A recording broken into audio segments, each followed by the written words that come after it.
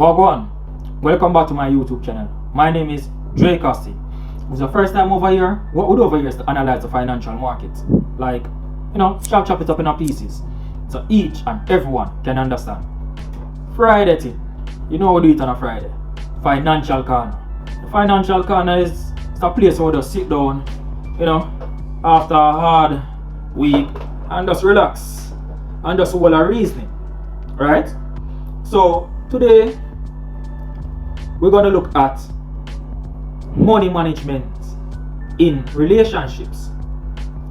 So whether you're in a committed relationship, right, you're married or anything like that, right, it's important for you to know how to manage money in that relationship.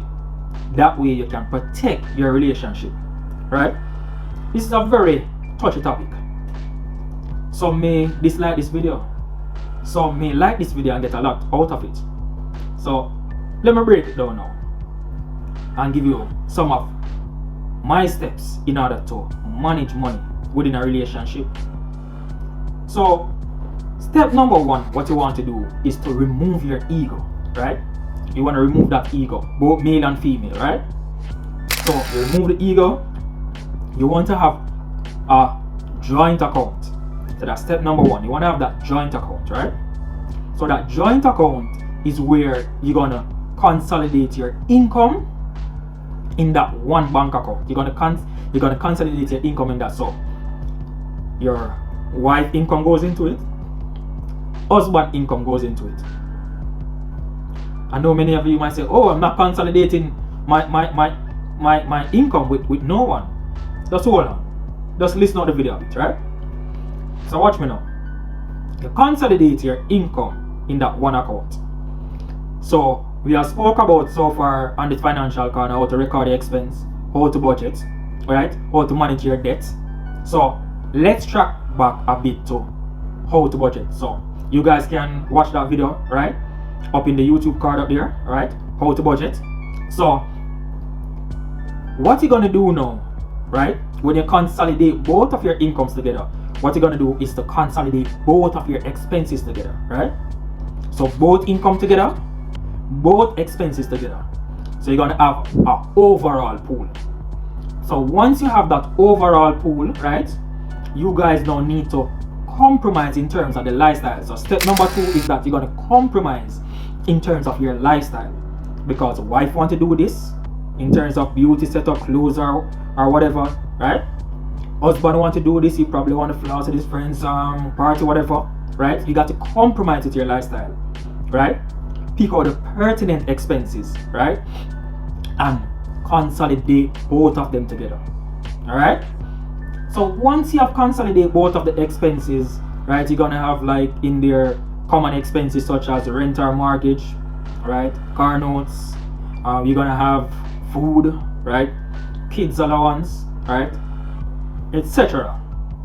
You're gonna have the expense in there, the wife beauty supplies, right? You're gonna have the husband clothing, so on and so on, right? And the list is long, whatever expenses you guys have, right? Education expense, etc. etc. You're gonna consolidate both expenses. Once you guys have compromised the lifestyle in terms of step number two, right? Then we can move on to step number three, which is that you have your income, consolidated income, right? Consolidated expenses. And what you're going to do from the budget that you have prepared is to come out with a surplus or deficit, right? For that period. So I'm recommending that you guys do this for each month, right? So let's focus on that. If there's a surplus, what you're going to do now is to split that surplus 50-50, right? And that 50-50 surplus, right? So this is the savings now, right? 50% is going to go to a personal account for the husband, and 50% is going to go to a personal account for the wife. Why is this important? Right? It's a very touchy topic, but it's a very important one. So why is this important? If for some reason in the future, whether near or far future, you guys tend to get divorced, right? Or tend to separate, then when it comes to a court of law, you have already expedited the process. all our reason a financial corner, right? Financial corner, we are reason. You have already expedited the process, right? So when it comes to that time now for you guys to split stuff, right? There won't be any heartache, right? There won't be any stress because you have already been doing that splitting process throughout the entire relationship, because that's how they split it up in court. Income minus the expenses and the balance, it goes 50-50. Assets are sold off, right? 50-50, right? So what I'm saying is that if you can live and maintain from that 50% surplus, right, in your personal account, create your personal investment from that, the wife create her personal investment from that, right? You want to record this, right? So come back to the step 1 in the 5 simple steps of financial freedom. Check out the check out the YouTube card up there, right? Come back to step number 1 in the 5 steps of financial freedom. You're gonna record it. You're gonna keep records, right? So you keep records of your income and expenses each month, right? You record stuff, right? So if something's supposed to happen, it will be a smooth process. No one should feel bitter, right? No one should feel in the situation that the other person is taking advantage of them, right? So speaking about taking advantage, right? Let's move to tip number 4. Don't let salary difference come between you guys. That's why I speak about consolidation, right? Don't let salary difference come between you guys. Alright, so that's the start of the video. I said manage that ego. So scenario number 1, if the husband, right, makes 3 times the wife, right, don't say that because you make 3 times the wife, right, you're the one that should make all the financial decisions. No, it's a partnership, and that's the same way how it goes within a company that's a partnership. It's a partnership. It's not a situation where you're like a shareholder and you have majority of the shares and you have controlling interest. No, it's a partnership, right? So you cannot have that ego saying that because you make more than the wife, then you should make all the financial decisions. No, that's a recipe for disaster. So you got to consolidate both incomes, right? Both incomes. Then consolidate both expenses, right? And the surplus, you split that 50-50. And that's it, right? On the flip side, if the wife makes more than the husband, ladies, don't take advantage of the man, right? Build up the man. Build him up. Consolidate the income. Don't be selfish, alright? It's a recipe for disaster. That salary war, don't get into it, guys. It's a recipe for disaster, right? So tip number 5, you want to keep all purchases in the open, right? You can't be in a relationship and you're hiding and doing purchases. No, that's a recipe for disaster, right? Do not hide and do purchases, right? So the simple way to do it is that when you budget at the start of the month, you can say to the wife that, here, within the budget, I want to buy this. I want to buy this major item, and whatever is left after that is the same 50-50. She might want to buy a major item as well, and you say, no, alright, let's compromise. I buy a major item this month, next month you buy a major item. That way you don't run into debt. You don't overspend, because if both parties are buying a major item at the same time, that's what you call overspending, right? Overcapitalization. That is how you run into debt, spending more than what you're earning. No. Take your time, right? So you don't want to have any secret purchases in the relationship. Alright? Step number 6. In order for a relationship to work, then you guys should be having the same mindset for the medium term as well as the long term.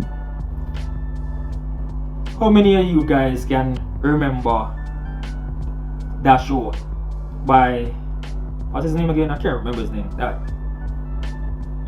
Act Like a Woman, Think Like a Man. Yeah, Steve Harvey. Yeah. How many of you guys remember that show? You notice one of the key questions in the show what the ladies keep on asking, that's within the book. What are your short-term goals? What are your long-term goals? Right? It's a reason for this. It's a reason for this.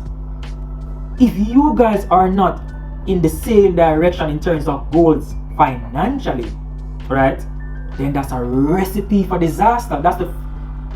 Trust me, that's a high recipe for disaster. You guys gonna have your individual dreams, right? However, that common dream has to be in line. Example, a house, where you want to live, what type of house you want to buy, right? What's the value of the house you want to buy? Cars, what type of cars you want to buy? What's the value of the cars you want to buy, right? Where you want to send your kids to school, right? You guys have to have that common thinking, right? Speaking about common thinking, let me give you a bonus.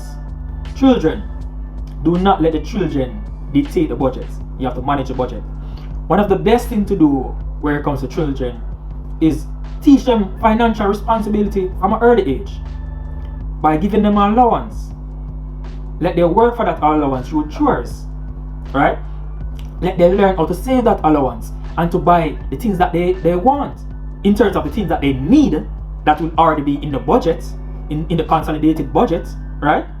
Because they have to go to school, they have to be clothed, etc. Those are the things that they need. But in terms of the things that they want, right? Teach them financial responsibility from early out. Give them an allowance. Teach them about savings, right? Teach them how to start a little small business, a little lemonade stand. Alright? I always remember Puff Daddy's story that he started his paper route at the age of 12 and he kept hustling since. Right? Trust me, you want to teach your kids from an early age. Alright? Hope you guys enjoyed this video. Regular Friday thing, just financial corner, where I sit and reason based on my experiences in life and just share it with you guys. If there's anything you'd like to see me cover in terms of just finance overall, managing your income, managing your expenses, your debt, just managing your finance overall, comment below, right? And I'll try my very best to assist you, right? You can also just ask me any random questions on social media. And if you're not on social media, just send me an email and I'll try my very best to respond to you. Big up to everyone and enjoy the rest of your weekend. I'm out.